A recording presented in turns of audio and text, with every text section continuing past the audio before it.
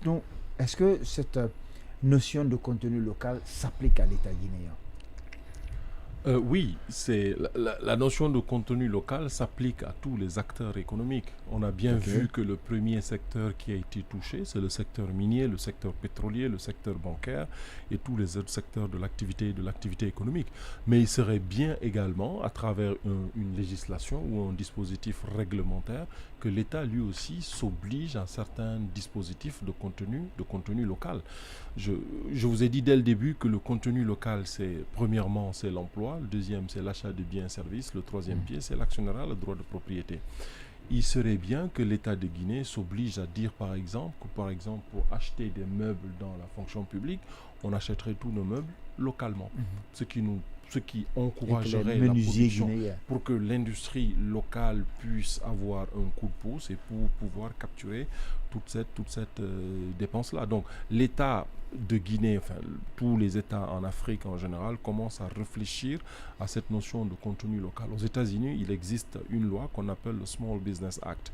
C'est une loi qui dit que l'État des États-Unis, pour tel genre d'achat, privilégie exclusivement les achats locaux. Par exemple, pour l'achat de meubles, pour l'achat, ça peut être l'achat de biens et de services, pour toutes les prestations de services liées par exemple au processus de digitalisation qui arrive dans notre pays, il serait bien qu'on fasse un peu de contenu local dans le système de digitalisation, de tous les programmes de digitalisation qui arrivent dans notre pays. Donc effectivement, le contenu local s'applique aux entreprises. Mais comment on peut faire ça dans le programme de digitalisation? Comment on peut faire ça? Pardon? Avoir nos entreprises nationales qui ont la taille pour digitaliser l'administration. C'est une très très bonne question, je répondrai rapidement. Dans le cadre de la mise en place... Concrètement, dans le cadre... Je vais terminer avec ça. Je vois qu'il a changé de métier, il est devenu journaliste.